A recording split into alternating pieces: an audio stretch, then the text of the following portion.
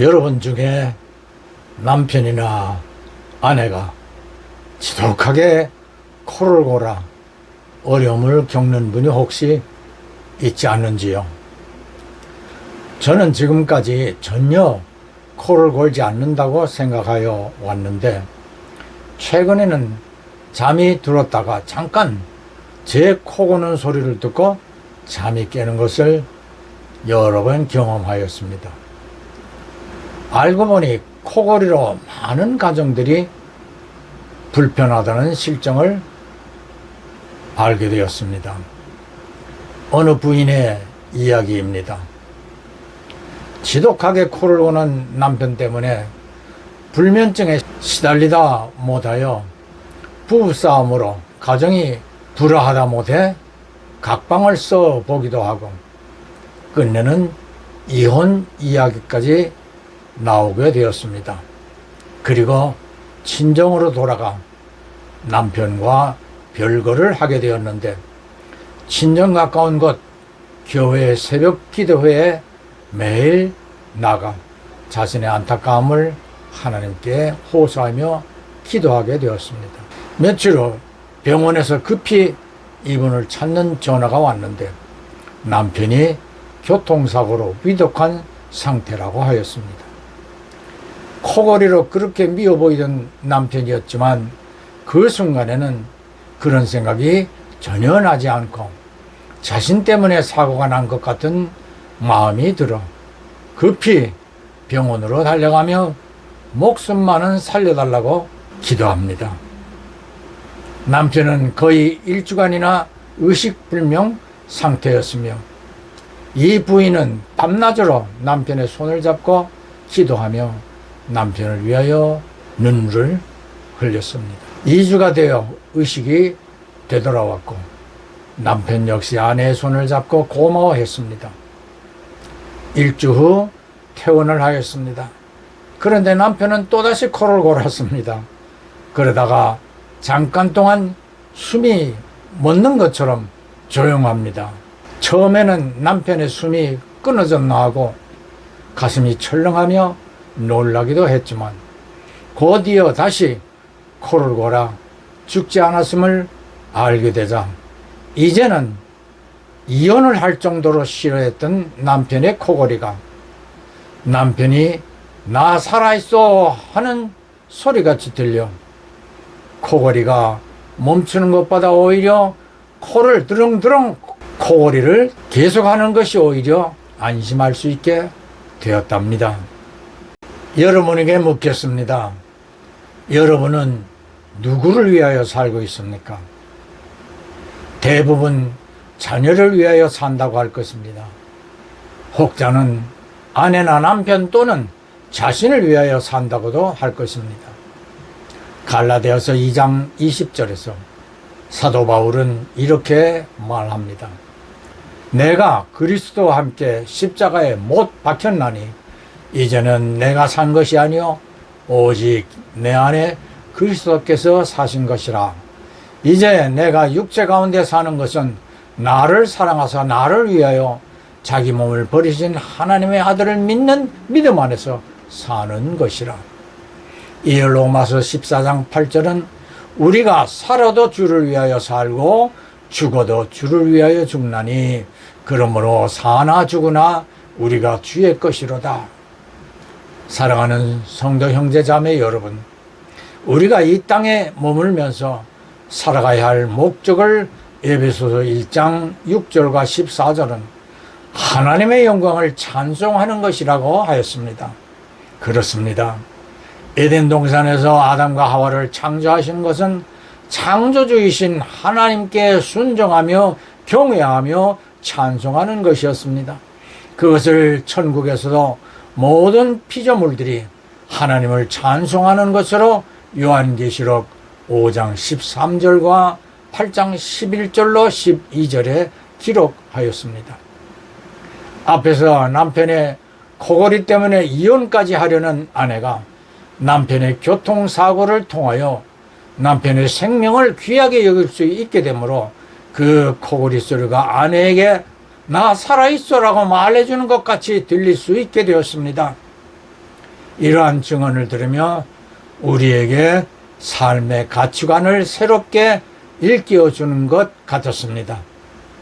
때로는 우리 모두에게도 앞에 코골이와 같은 극한 어려움으로 가정이 혼란스러운 경우가 많이 있습니다. 성도는 먼저 나의 주인이 누구인가 명확하게 결정되어 있어야 하며, 당연히 우리는 예수를 구주로 삼아야 합니다.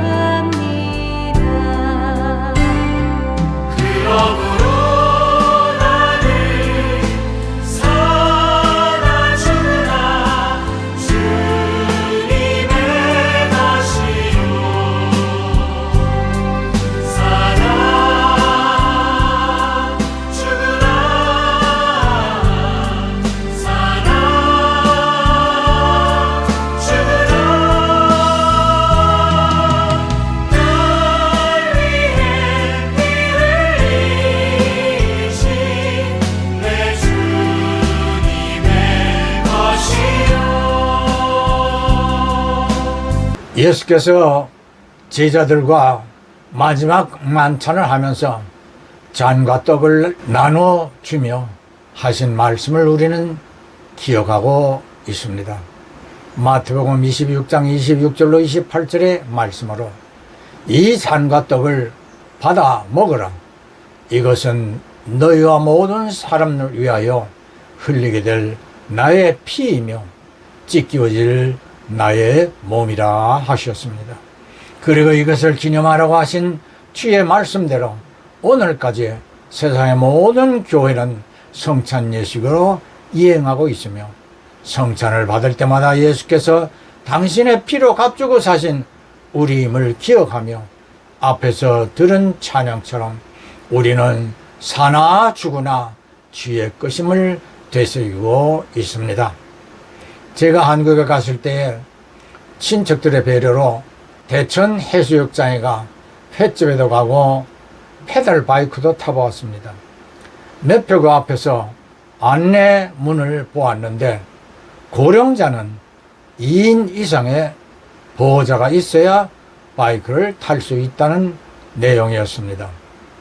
저는 제가 고령자라고 거의 생각을 하지 않고 살고 있었기에 이 안내문을 무시하였습니다. 그런데 막상 오르막 철길을 올라갈 때는 힘을 다해 페달을 밟아야 했습니다. 그때 무릎과 허벅지 근육에 무리하였는지 미국으로 돌아와 지금까지 무릎과 허벅지 근육 통증 때문에 어려움을 겪고 있었습니다. 침도 맞았고 초음파 치료도 계속 받고 있으나 별로 차도가 없는 것 같았습니다. 요즘에 저는 이렇게 기도합니다. 주님께서 피로 값주고 사신 저희 생명은 주님의 것입니다. 주님의 것인 제가 무릎 통증으로 어려울지라도 오히려 감사함은 주님께서 십자가에 달리시어 죽으시기까지 당하신 고난 까닭에 제가 오늘도 존재하고 있습니다. 이로 인하여 주님께서 당하신 고통을 생각해 볼 수 있었습니다. 원어업기는 저로 인하여 주 예수님의 영광이 가려지지 않도록 치료의 하나님 손으로 만져주시거나 강건하라 말씀만 하시옵소서. 사나 죽으나 나는 주의 것이오니 주께서 치료하여 더 강건케 하시어 걷고 뛰며 주를 찬송하게 하옵소서. 아멘. 이제부터 제 입술에서 더욱 찬송이 계속될 것입니다. 코골이 남편을 믿게 보았던 부인이 남편의 생명이 꺼져가는 시간에 입장을 받고 자신이 그렇게 하였다면 남편은 자기를 어떻게 대하였을까라고 생각해 보니 오히려 코를 골더라도 남편이 자신 앞에 계속 있어 주기를 바라게 된 것이었습니다. 배우자의 귀중함을 깨닫게 되니 오히려 코 고는 소리가 안심하고 잠들라는 자장가로 들렸을 것입니다. 사랑하는 성도 형제 자매 여러분, 이 부인은 자신이 주인인 삶을 버리고 이웃을 네 자신과 같이 사랑하라 하신 레위기 19장 18절을 인용 예수께서 하신 말씀인 마태복음 22장 39절에 네 이웃을 네 몸처럼 사랑하라고 하신 성경 말씀을 받아들였던 것입니다.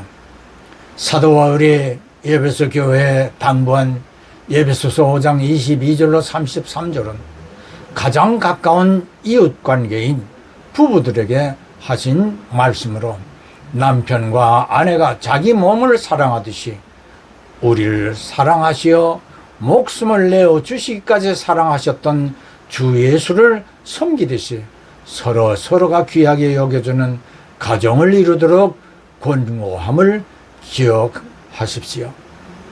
사랑이란 서로를 존경하는 것으로 상대를 더 귀하게 높여주는 섬김의 마음이 함께하는 것으로 그 가운데 예수께서 주인 되심을 인정할 수가 있을 것입니다. 그럴 때 진정하게 그리스도를 섬기고 충성을 다할 수 있는 바울의 고백과 같이 사도행전 20장 24절의 고백을 우리도 할 수 있게 될 것입니다. 나의 달려갈 길과 주인 되신 예수께 받은 사명, 곧 하나님의 은혜의 복음 증거하는 일을 마치기까지 나에게 맡기신 나의 생명을 조금도 귀한 것으로 여기지 아니하노라. 우리의 이전의 신앙의 선비들도 모두 이렇게 다짐하였습니다. 예, 아멘, 할렐루야.